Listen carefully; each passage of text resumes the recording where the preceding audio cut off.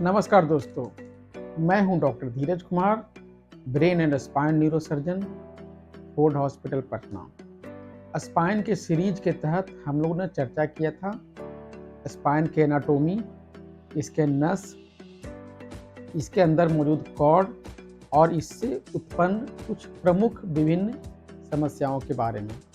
यदि आपने वो मिस किया हो तो मेरे पिछले आप एपिसोड्स में जाके देख सकते हैं।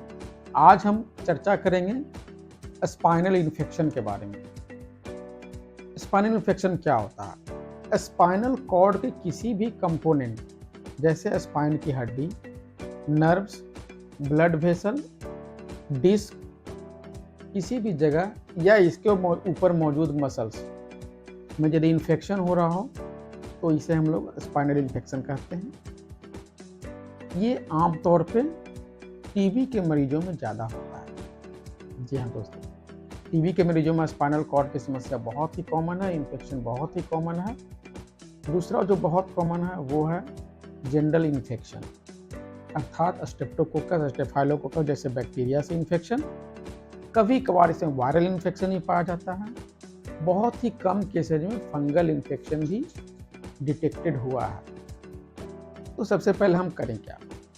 तो स्पाइनल कॉर्ड इन्फेक्शन की समस्या होते ही आपको होगा क्या कि या तो डिस्क में इन्फेक्शन हो तो डिस्काइटिस अर्थात मूवमेंट के समय पेन होने की, दर्द होने की शिकायत आपको मिलेगी।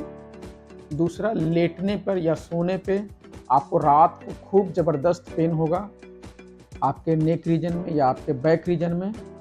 उसे बोलते हैं हम लोग नाइट क्राई। तो नाइट क्राई की एक समस्या। तीसरा, यदि आप लेटे हुए हैं तो आपको पसीना चलने लगे, इसको बोलते हैं ऑटोनोमिक स्टिमुलेशन, ये हो सकता है। पेशाब की समस्या, पैरों अथवा हाथों में जलन, साथ साथ आपको बाथरूम में परेशानी हो सकती है। इन सब की समस्याओं के बाद हम लोग ये शक कर सकते हैं, ये हम लोग सोच सकते हैं कि हो न हो स्पाइनल कॉर्ड का इन्फेक्शन हो। एक चीज़ जो बहुत ही प्रमुख है, अक्सर स्पाइनल कॉर्ड इन्फेक्शन में फीवर होता है, बुखार होता है। हो सकता है 1 महीना पहले आया हो, लेकिन आमतौर पे ये होता है। दूसरी बात यह है कि यदि आप मिस कर रहे हो कि मुझे बुखार कब आया था, तो आप अपना टेम्परेचर खुद ही से अपने थर्मामीटर से नाप कर देख लिया करें। खास करके शाम को या रात को ज़रूर देखें कि क्या वो टेम्परेचर 98.6 डिग्री नॉर्मल से कुछ ज़्यादा है, क्या 99 डिग्री या 98.6 से थोड़ा भी ज़्यादा है तो उसे फीवर कह सकते हैं। दूसरा, क्या फीवर आपको हाल में हुआ है? तीसरा, क्या हाल में आपको स्पाइन पे चोट लगी है या ऐसा कोई खरोच आया हो जिससे इन्फेक्शन अंदर प्रवेश कर गया हो? चौथा, हम ये देखें कि हमारा जो स्पाइनल कॉर्ड का इलाका है, नेक से लेकर के कमर तक, उसमें कहीं कोई स्वेलिंग अथवा गांठ अथवा कोई ऐसा स्ट्रक्चर जो सिस्टी को दबाने पे दब रहा हो, ऐसा कोई स्ट्रक्चर नया उत्पन्न हुआ है। यदि इसमें से कोई भी आपने नोटिस किया है तो स्पाइनल कॉर्ड इन्फेक्शन की संभावना हो सकती है। इसमें करना क्या है? आप अपने न्यूरोसर्जन से तत्काल मिलें। पहले एक्सरे करा के वो चेक किया जाता है।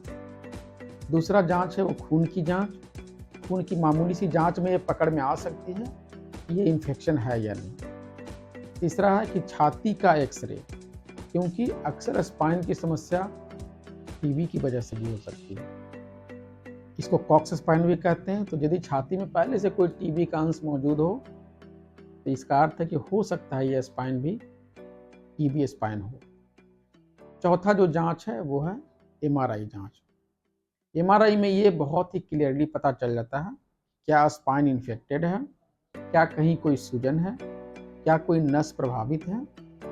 इन सब की जांच के बाद एक बार कंफर्म डायग्नोसिस होने के बाद मरीज को उसके बीमारी या उसके इन्फेक्शन के आधार पे हम लोग कई दवाएं चला सकते हैं।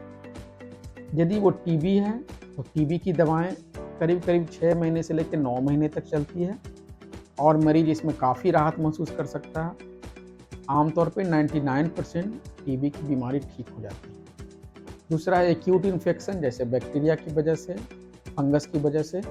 इसके लिए अलग से दवाएं मौजूद हैं, एंटीबायोटिक्स मौजूद हैं।